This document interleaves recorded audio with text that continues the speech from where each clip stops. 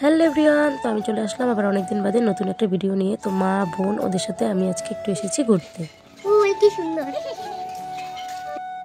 আমি যাচ্ছি বাবলি মাসিদের বাড়ি। সকাল সকাল কাজ হয়ে গেছিলো, রান্নাবাড়ি কমপ্লিট। তো ভাবলাম যে যাই একটু ঘুরে আসি। তো আমি চলে গেছি আমার পিস্তত দিদির বাড়িতে। তো গিয়ে দেখি দিদি বাড়িতে নেই, ওর মেয়েরা আছে। আর আমার ভাগ্নি আমাকে কি বলছে শোনো, ও আর কি ঘুরতে যাবে সেটাই আমাকে বলছে। কোথায় যাবি? কোথায় যাবি? কাশ্মীরে। এদিকে দিদি বাড়িতে নেই, তো জামাইবাবু আছে। তো আমরা সবাই মিলে বাইরে বসে আড্ডা মারছি, গল্প করছি। আর এদিকে আমার মেয়ে আর ছোট ভাগ্নি ওরা দুজন রান্নাবাটি খেলছে। তো ওরা কি কি রান্না করছে জাস্ট একটু শুনে নাও ওদের কাছে। বিরিয়ানি বসিয়ে দিয়েছি হতে, এখন মশলা বাটছি। নাকি একটু দেখা বিরিয়ানিটা। তুই কি রান্না করিস? আমি মাংস, তারপরে ও আমাকে হাঁড়িটা দিবে, আমি বিরিয়ানি বানাবো, মাংসটা বানাবো। হয়ে গেল। আচ্ছা আচ্ছা। আর তুই কি কি তোর কি ও এটা আবার কি বিরিয়ানি জল নাকি? তেল।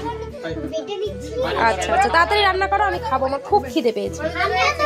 তাহলে তোমার থেকেও খাবো মাংসটা আর তুই বিরিয়ানি। ঠিক আছে ঠিক আছে। আর দেখো ওদের বাড়িতে এই টিয়া পাখিটা এত সুন্দর কথা বলে, খুব সুন্দরভাবে ডাকে।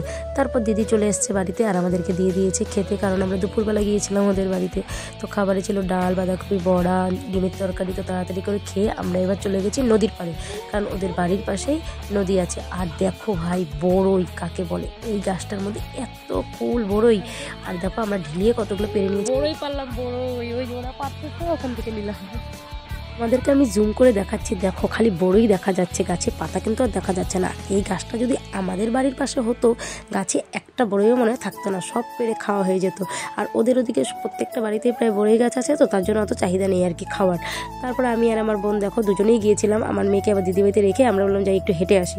তো ওখানে গিয়ে অনেক ভিডিও করলাম, ফটো তুললাম, দারুণ মজা করলাম। আর আমাদের ফাইনালি ভিডিও করা ফটো তোলা শেষ, কারণ সন্ধ্যা হয়ে এসছে। আর দেখো নদীতে স্টিমার চলছে, আর এটা হচ্ছে ধামালাড্ডার স্টিমার। তো এখানে সবাই আসে, ফটো তোলে, ভিডিও করে, দারুণ কিন্তু লাগে। তো ফাইনালি সন্ধ্যা হয়ে এসছে আর সবাই বাড়ি চলে যাচ্ছে। তো আমিও চলে যাব বাড়িতে, মানে দিদি বাড়িতে যাব, তারপর যাব বাড়িতে, কারণ আমার মেয়ের আবার পড়া আছে। তো যাওয়ার সঙ্গে সঙ্গে আমাদেরকে দিয়ে দিল সন্ধ্যাবেলায় চা, বিস্কিট, রুটি।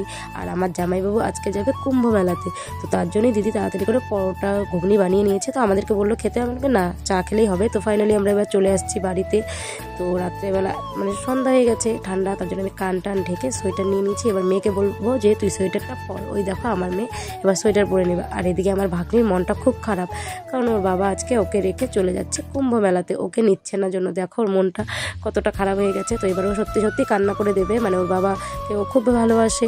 আর মেয়েরা তো বাবাদেরকে ভালোই বাসে, তাই না বলো? সব থেকে বেশি মার থেকেও কিন্তু বাবাদেরকে বেশি ভালোবাসে। এবার দেখো কাঁদতে কাঁদতে বাবাকে জড়িয়ে ধরলো। তো চলো বন্ধুরা, তোমরা আমার পুরো ভিডিওটা দেখো। আজকের জন্য এতটুকুই, দেখাবো অন্য ভিডিওতে।